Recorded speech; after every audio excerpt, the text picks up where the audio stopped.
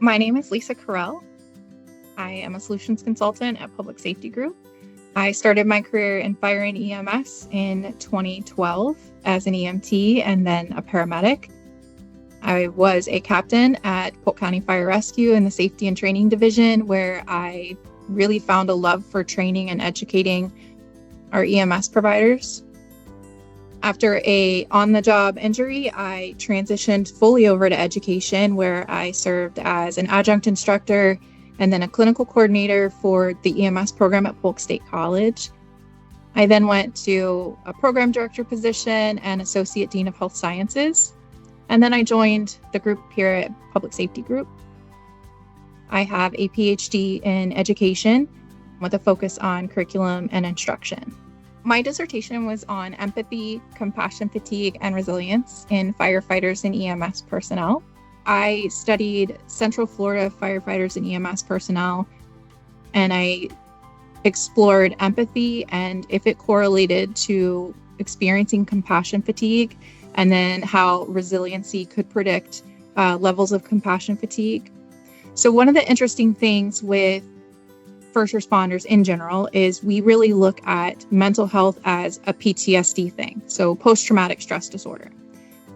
The interesting thing is compassion fatigue presents itself the same way that PTSD does. So the symptoms are nearly the same. The intrusive thoughts, all of the behavior issues, they really mirror each other. The biggest difference is PTSD comes from the traumatic experience is yours. So this could obviously happen to firefighters or police officers. You're being shot at, you're in a fire, your life is in threat. Compassion fatigue comes from the chronic exposure to people who are suffering and experiencing trauma. So simply hearing a traumatic story can make someone suffer from compassion fatigue. It's called secondary traumatic stress disorder. The treatment is a little bit different. The way we approach it is a little bit different than just PTSD. And so that's kind of what fueled my research in this is how can we make this better? What are the key things that predict compassion fatigue? And what are some things that would reduce the likelihood of experiencing them? One thing that surprised me was we already know from previous literature that resilience is really important to better mental health outcomes for first responders. But my findings were for every 1 point increase of resilience, it decreases compassion fatigue by 0.58. So that's almost like a 1-to-1 ratio, which is significant. And that shows just how important it is to work on developing resilience. And I think approaching it from the education, that initial training with our students, and then like cradle to grave type thing all the way through retirement. Because what I also found was demographically, empathy was lowest in the middle of our careers. So 29 years, it was the lowest. We're tired. Compassion fatigue was the highest. But then towards the end of our career, resiliency was improving, and so was empathy. So I think it's important to recognize that as we go through things, our ability to bounce back and recover, if we can constantly work on improving that, then when we retire, we'll have a better quality of life after our career as well. I also think that this population really prides itself on emotional suppression over emotion regulation. And those are two very different concepts. So it is important that when we are on scene, we maintain professionalism, that we suppress our emotions, that we don't get caught up in the moment. However, it's even more important that after that call, after that moment is done, we learn how to cognitively process and regulate those emotions rather than just stuffing them down and burying them to resurface at a later date when we're not ready for it. So I think culture plays a huge part in that. That was actually something I cited as a limitation in my study.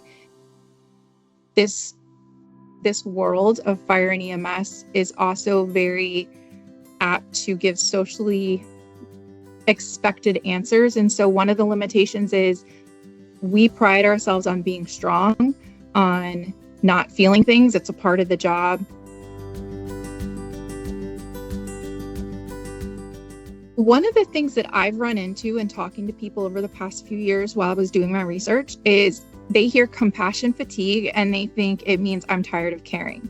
The theory of compassion fatigue is coined by Charles Figley. He is a psychologist, he's a psychological researcher, and he calls it the cost of caring. So it is simply the name that they tie to secondary traumatic stress disorder.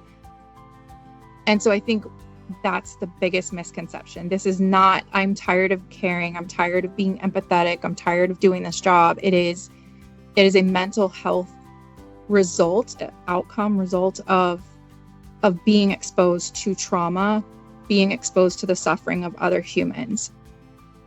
Psychologists, mental health counselors, nurses, doctors, anyone who is chronically exposed to the suffering of other human beings is prone to getting compassion fatigue or secondary traumatic stress disorder. Healthy empathy would be showing that same compassion, the same drive to care for people, but also recognizing that it's not yours. So I think when you see unhealthy empathy, people are really identifying with the victim. They feel like it's them that's experiencing it and not being able to pull back and saying, okay, it's that self-other awareness. This is your trauma experience. Unhealthy empathy would also be completely suppressing any emotions at all. Like you just stuff it down and you don't deal with it. So you start to see maladaptive coping. They are irritable. They're very hypervigilant. They're easily startled. They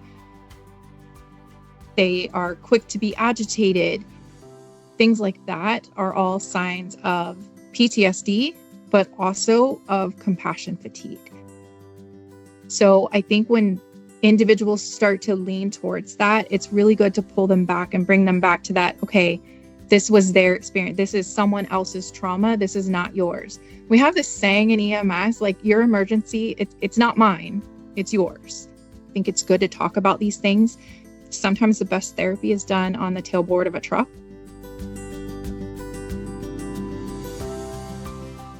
I think as educators, I think as trainers, I think establishing a high quality training program.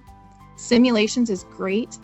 You don't have to have all the bells and whistles. You can do low fidelity simulations, but still put your students or your employees in a mock environment that's controlled stress, right?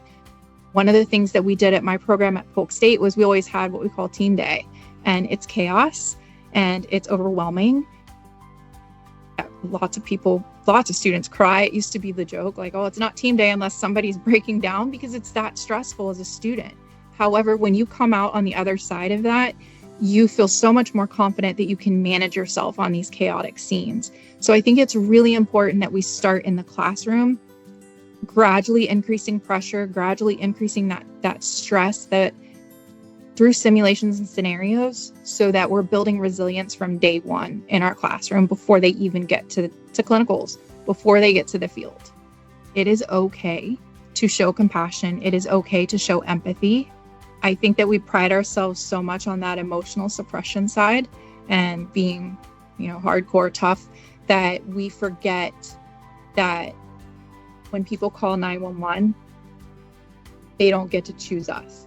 They don't get to choose who shows up at their door. And so I think it's really important that as leaders, we make sure our employees know it's okay to be empathetic with your patients. It's okay to not be okay.